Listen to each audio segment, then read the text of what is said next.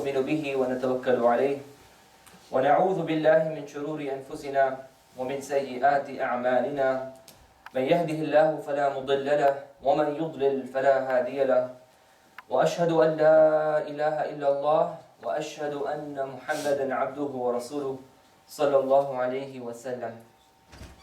فإن أصدق الحديث كتاب الله وخير الهدي هدي محمد صلى الله عليه وسلم وإن شر الأمور محدثاتها وكل محدثة بدعة وكل بدعة ضلالة وكل ضلالة في النار.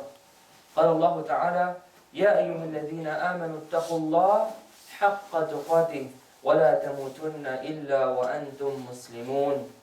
يا أيها الناس اتقوا ربكم الذي خلقكم من نفس واحدة وخلق منها زوجها وبث منهما رجالا كثيرا ونساء واتقوا الله الذي تساءلون به والأرحام إن الله كان عليكم رقيبا. أما بعد، قال الله تعالى في القرآن المجيد بعد أن نقول أعوذ بالله من الشيطان الرجيم بسم الله الرحمن الرحيم: وضرب الله مثلا للذين آمنوا امرأة فرعون إذ قالت رب ابن لي عندك بيتا في الجنة ونجني من فرعون وعمله ونجني من القوم الظالمين. رب اشرح لي صدري ويسر لي أمري واحلل عقدة من لساني يفقهوا قولي. نستغفر الله ربنا من كل ذنب ونتوب إليك. ربنا زدنا علما اللهم يسر ولا تعسر وتمم الخير يا فتاح يا فتاح يا فتاح آمين يا رب العالمين. The Prophet ﷺ says that there are 4 women whose iman was complete. There are 4 women whose iman was complete, and they are the best of women. And these are, the Prophet says, Maryam alayhi salam, Aasiah alayhi salam, Fatima radiallahu anha, and Khadija radiallahu anha. The wife and the daughter of the Prophet ﷺ, and Maryam alayhi salam, the mother of Isa alayhi salam, and Aasiah radiallahu anha, who is the wife of Fir'awn. She is the wife of Fir'awn and she has the best iman among women.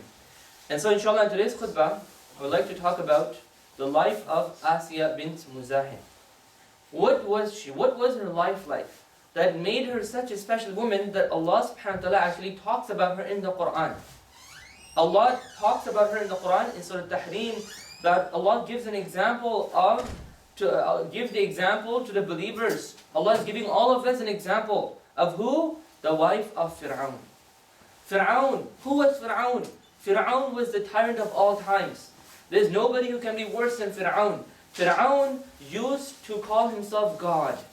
He thought he is a God. He said all the rivers are under him, everything is controlled by him. Not only that, he used to kill babies. He used to oppress nations and he used to kill babies. If baby is born, kill, throw it out. That's how cruel he was and brutal he was. And why? Because he wanted to make sure that no one, this nation of Bani Israel does not rise up and fight against him. So he was making sure that male babies specifically are killed and they're subdued. And you know, when the males are killed in a society, that means the women of that society have no protection. So Fir'aun was doing all kinds of things to the women of Bani Israel, and there was no man, there was no group to stand up and fight for that. And that's how Fir'aun was doing and causing harm.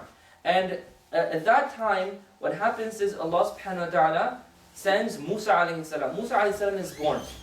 And we start from there, from the mother of Musa alayhi salam, and then we'll get to the wife of Fir'aun inshallah. Musa alayhi salam is born, and the mother is worried. Allah says, وَأَصْبَحَ فُؤَادُ أُمِّ مُوسَى فَارِغًا. The mother is worried, she does not know what to do, because the rule is any baby that's born that year should be killed. So Musa is born, what should we do?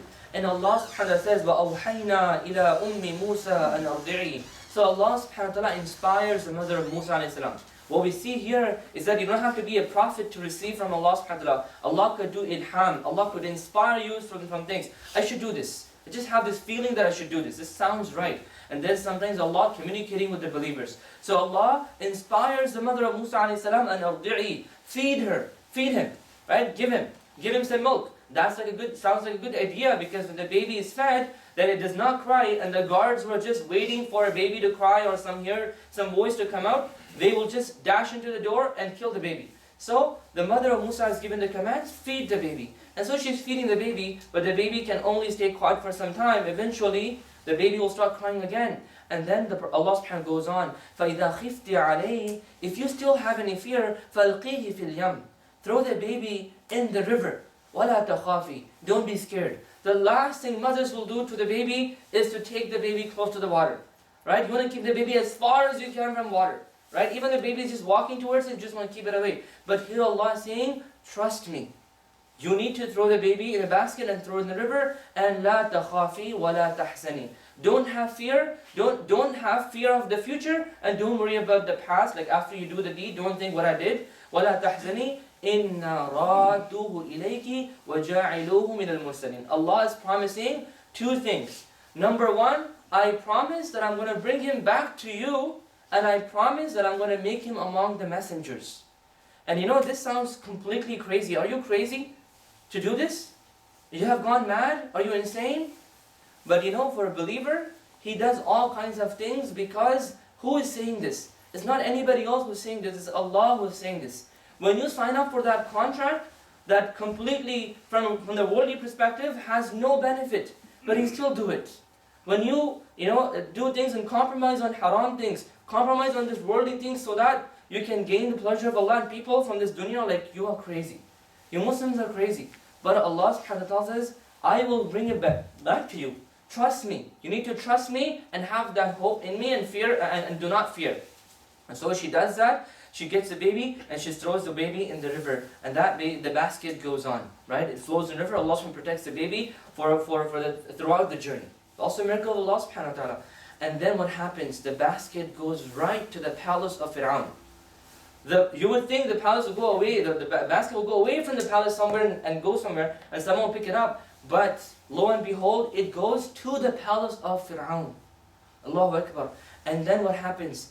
And it is a qadr of Allah, it is a plan of Allah, that the wife of Fir'awn, Aasiah bint Muzahim, she is there, she was a righteous woman, she sees this basket, she thinks it's probably a treasure or something like that, she orders the maids to go get the basket. And so when the maids bring that basket, they see a beautiful, beautiful looking baby. And this was Musa alayhi salam. Just Allah says, وَأَلْقَيْتُ عَلَيْكَ مَحَبَّةً مِّنِي. Allah put love in the heart of Aasiah radiallahu anha for this baby. And she says, I'm going to take this son as my own son. Take this baby as my own son. She goes to Fir'awn. And you know something to note here, that only Allah knows his army. وَمَا يَعْلَمُ جُنُودَ رَبِّكَ إِلَّا هُ. Within the palace of Fir'awn, there's a soldier of Allah for you. There's a soldier of Allah for Musa alayhi salam. And this was Aasiah radiallahu anha. We don't know where are the soldiers of Allah who will come out of all of a sudden and help you out. We don't know when this angel will come and help you out. And so here we see Allah subhanahu wa ta'ala makes the heart of Musa alayhi salam, soft for this baby. And so Aasiah radiallahu anha goes to Fir'awn, and she is going to show this baby to Fir'awn. And Fir'awn looks at this baby, and even his heart is melted. Even his heart is melted completely, and he's like, and then she says, we should take him as our son. Right? We don't have a son together. We don't have any children together we should have. And Aasiah and Fir'awn did not have any kids together. He had kids with the other wives. But the reason the scholars mention why they didn't have is that Allah subhanahu wa ta'ala planned that Aasiah radiallahu anha was supposed to become the mother of Musa in the future. That's a plan of Allah subhanahu wa ta'ala. That's why they didn't have a child, but they were waiting for a child. The other reason they mention is that Fir'aun and Aasiah, two complete opposite personalities, can never have. It's not possible. That it does not make sense that they had a son. Anyways, so we move on, and Fir'aun, Musa alayhi salam, is adopted as their own son. And now Musa alayhi salam does not drink the milk of any woman. They get all the women in the city to come and breastfeed Musa alayhi salam, and Musa alayhi salam rejects every single mother. And then the sister of Musa alayhi salam was following the basket, and she knew exactly what it was. She goes into the palace and says, "Oh, queen, I have a woman for you.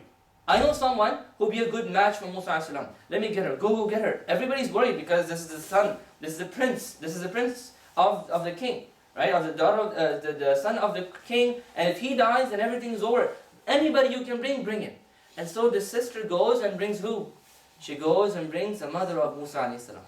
Mother, come, I have a job for you. And so Musa a.s.'s mother is feeding Musa a.s. in the palace of Fir'aun, and she's paid, and everybody's safe. Allahu Akbar. This is the reward for putting tawakkul in Allah subhanahu wa ta'ala.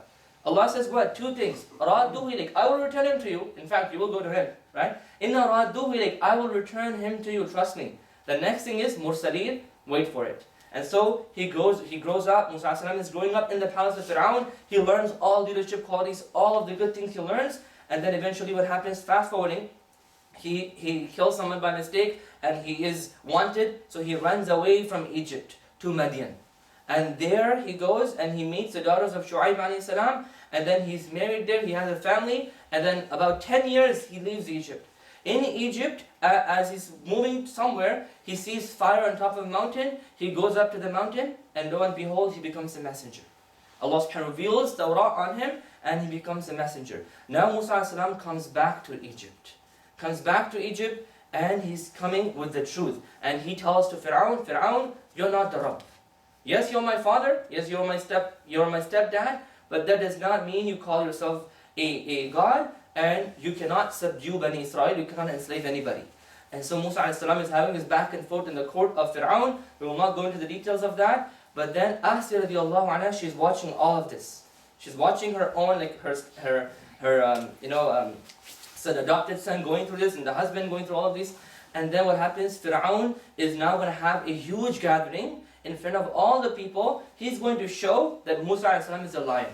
So he gets all the best magicians to come, and Musa a.s. on one side, and the magicians of Fir'aun on one side. And so the magicians of Fir'aun, they throw all their staff. The highest knowledge of that time was magic. And so they did some magic, and they threw all these sticks on Musa a.s.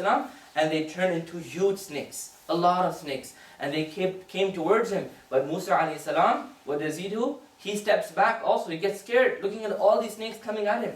But then Allah says, don't fear. Trust me. Throw your staff. قَالَ أَلْقُوا فَإِذَا هِيَ حَيَّةٌ تَسْعَى. That snake became a huge, that staff became a huge snake, and that ate up all of the other snakes. And when that happened, the magicians recognized this is not magic.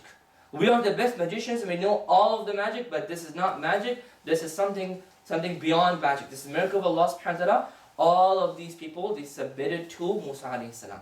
And all the people who are watching, a lot of them got convinced that Musa alayhi salam has come with the truth.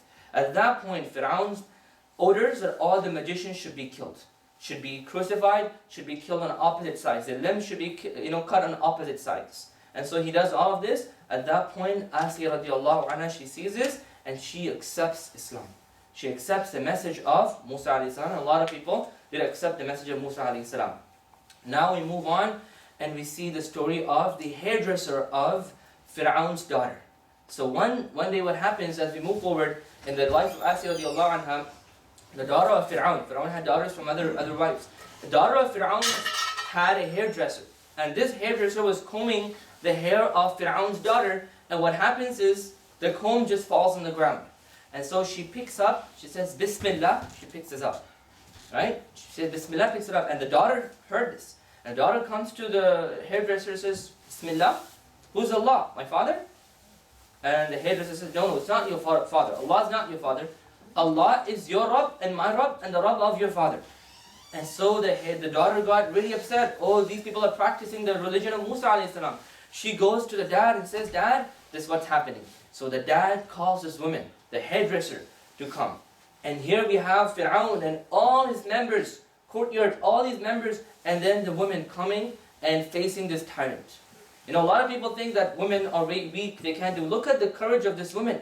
She stands up for the truth. And Fir'aun goes and Fir'aun asks, who is your Rabb?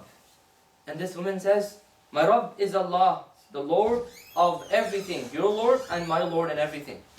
And so this person, Fir'aun gets really angry and he starts beating her up. He starts persecuting and torturing her.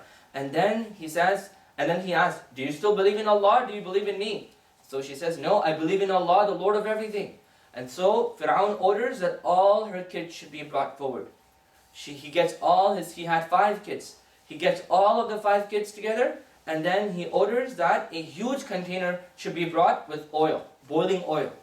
And then he brings that out, and then before he gets the first son, says, who is your Rabb? She says, Allah. And so he picks up the first son, throws him in the boiling oil. And the mother could see the scream, could hear the scream and see the bones and meat separate from each other. Right? She screams, but still she does not give up. And then he asks, who is your Rabb? Allah. Second son was thrown. Third son was thrown. Fourth son. Everybody was thrown into it, just the last son was left, and this was a baby in her hand. And when when Fir'awn tried to get that baby out of her hands, she says, no, please don't, not this baby. He's still young. At that point, Allah subhanahu wa ta'ala says, and the Prophet narrates this hadith, saying, the Sahabas mentioned this hadith of the Prophet ﷺ, saying that at this point, the baby spoke up. And only 3 babies spoke when they were little. And this was one of the baby, and this baby spoke up, and said to the mother, Isbiri ya ummi, innaki ala al-haq, inna Allah qad wa'adaki bil jannah. Be patient, my mother, be patient. Indeed, you are on the truth, and Allah has promised you Jannah. When she heard this, she lets the baby go, and even that baby is thrown. And now comes her turn, and she's about to be thrown, but this mother, she makes a request to Fir'awn. Fir'awn, before you throw me into the oil, can I make a request? And that request was that after you burn all of us, can you gather all of our bones together and bury them in the same grave? Because I want to be resurrected with my kids and go to Jannah together. I can't let them go out of my arms. Allahu Akbar. This is a request she has, and then Fir'aun says, granted. And so she was also thrown, and even she was killed. And all of that comes to an end. Now the Prophet ﷺ, when he goes to Isra and Mi'raj, the night journey, he smells something beautiful. This beautiful fragrance was coming from somewhere. So he asked Jibreel, oh Jibreel, what is this beautiful fragrance? Where is this from? And so Jibreel ﷺ says, Ya Rasulullah, this is the fragrance of the hairdresser of Fir'aun's daughter and her kids. Because of her achievement, because of her iman, she is guaranteed Jannah, and this is her place in Jannah. And that's a fragrance, a beautiful fragrance.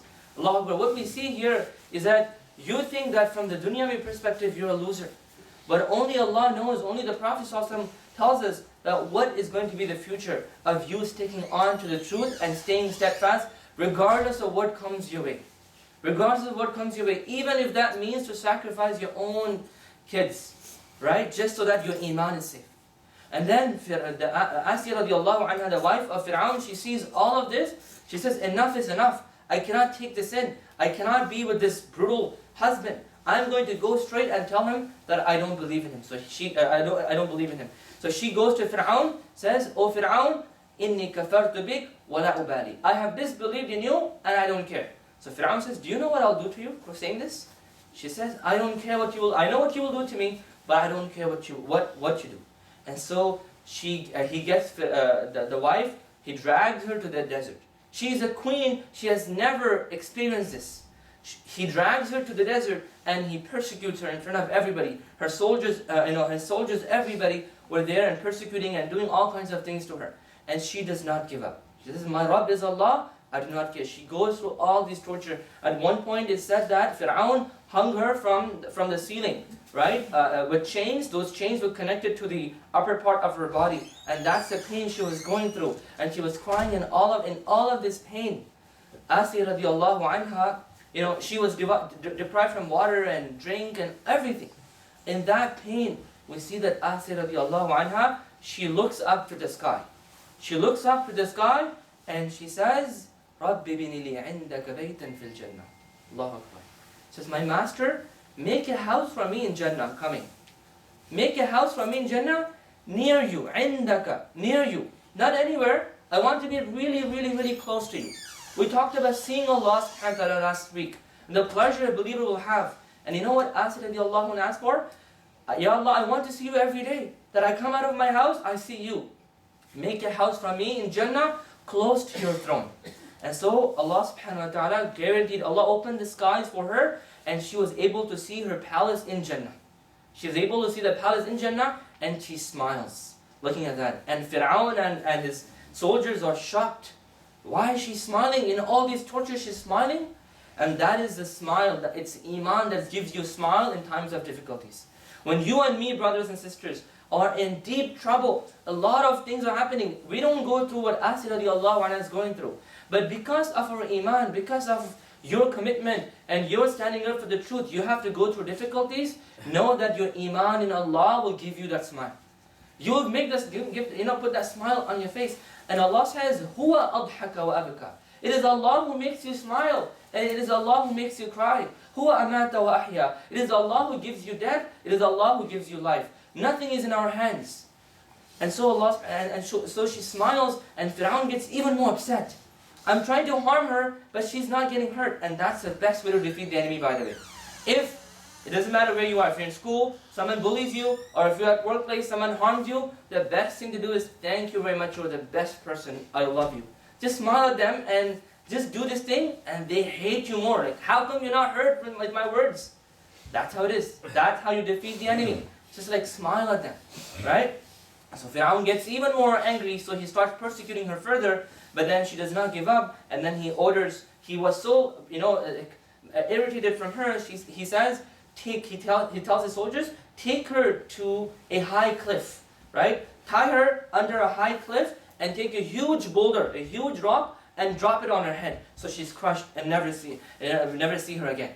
And so they take her to the high cliff, they tie her under the high cliff, and then the soldiers throw this boulder. And the Prophet ﷺ says that before the boulder even fell on her, Allah subhanahu wa ta'ala took her life away, right? Took her soul, and she was already in Jannah, right? Soul was taken, she was already in Jannah, just the body was already dead, and then the rock fell on the body. So Allah subhanahu wa ta'ala did not give the pleasure to Fir'aun of watching his wife being crushed. She was already dead before the boulder fell on her. And so for the people of dunya looking at this, and they're saying that she's a loser.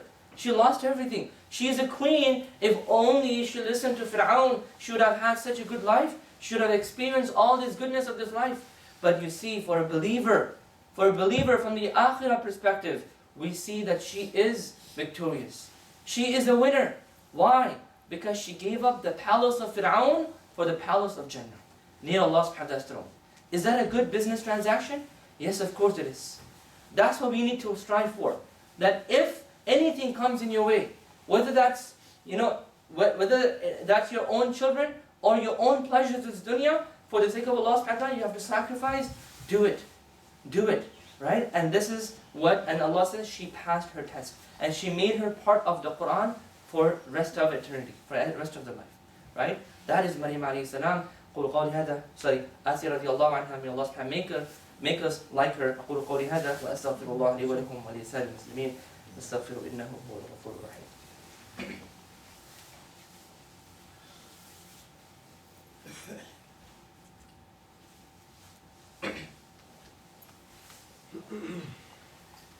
Bismillah, alhamdulillah, wassalatu wassalamu ala rasulillah wa ala alihi wa sahbihi wa man wala. So just some lessons from the life of Aasiah radiallahu anha that I just mentioned. Number one, when truth is clear, accept it. When truth has become clear, accept it. Like Aasiah radiallahu anha, she sees that Musa was in truth, and even though I have to go through difficulties, hard thing to accept, but I'll still accept it. Right? Sometimes our own people can be in the wrong. And Allah says, stand up for it. كونوا قوامين بالقسط شهداء لله ولو على أنفسكم. Even if the truth is against yourself, أو الوالدين, against your parents, أو أقربين, or close relatives, support the truth, not your close relatives. Secondly, we see that just because you're a woman does not mean you're weak. It's very important. If you have iman in you, that is so powerful that you can defeat any man, even a man like Fir'aun. We see the mother of Musa alayhi salam, she was able to defeat Fir'aun because she had iman in Allah subhanahu wa ta'ala, and Musa was not killed. He went through he was in the palace, the enemy that he was fearing was in the palace, and he's the very person who's going to defeat Fir'aun later on. But the mother was able to defeat Fir'aun. The hairdresser of Fir'aun's daughter was able to defeat Fir'aun. Fir'aun could do nothing to convert her back to kufr. He could do nothing. She said, I'm going to be a believer. You can't do anything about it. She was victorious. The wife of Fir'aun, Aasiah radiallahu anha, she was victorious too. Fir'aun could do nothing about it. When there's iman, it's not about physical strength. It's about your spiritual strength inside. If you have conviction, if you have iman inside you, you can defeat anyone in this world. And thirdly, we see that be ready to sacrifice whatever comes between you and Allah subhanahu wa ta'ala. Talked about this. And fourthly, we see that the power of dua. The power of dua is amazing. When you are in difficulties, when you are going through difficulties in life, make dua, turn to the sky and make dua to Allah subhanahu wa ta'ala. And you will see doors will open up. Doors will open up. If Allah can give Aasiah radiallahu anha this huge blessing, why can't He give you and me? Aasiah radiallahu anha was not a prophet. She's not someone special or like some saint or anything. Nothing like that. She's just an ordinary woman like you and me. In fact, she lived most of her life in luxury and in disobedience of Allah subhanahu wa ta'ala, probably. Right? In israf and extravagance and all that. But still Allah subhanahu wa ta'ala guided her and made her the best of women. Think about that. So the power of dua, make dua to Allah, turn to Allah in every circumstances. And last lesson is be satisfied with the qadr of Allah. Be satisfied with the qadr of Allah. Sometimes you will not know why your kid turned out to be like that. You will never know why you lost that job. You will never know why that person left. You never know why that person spoke to me like that. You will never know. Right? And we see this in this situation where Musa a.s. going through all these difficulties. Why? Aasiah radiallahu anha going through all these difficulties. Why? Well, Allah subhanahu wa ta'ala is testing us. All of this is a test. Right? And be satisfied with it and accept it. And do the right thing. You will see the results. You will see the fruits of that acceptance. And never complain. Why me? Why my husband is like this? Or why my kids? Or why my this thing like? No. Accept the qadr of Allah subhanahu wa ta'ala and stay firm. And who knows, Allah subhanahu wa ta'ala will record your names and make you a lesson, a role model for the future generations.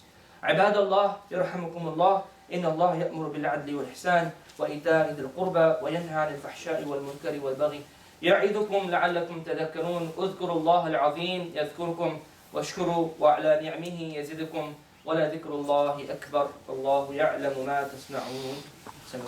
Stay seated inshallah.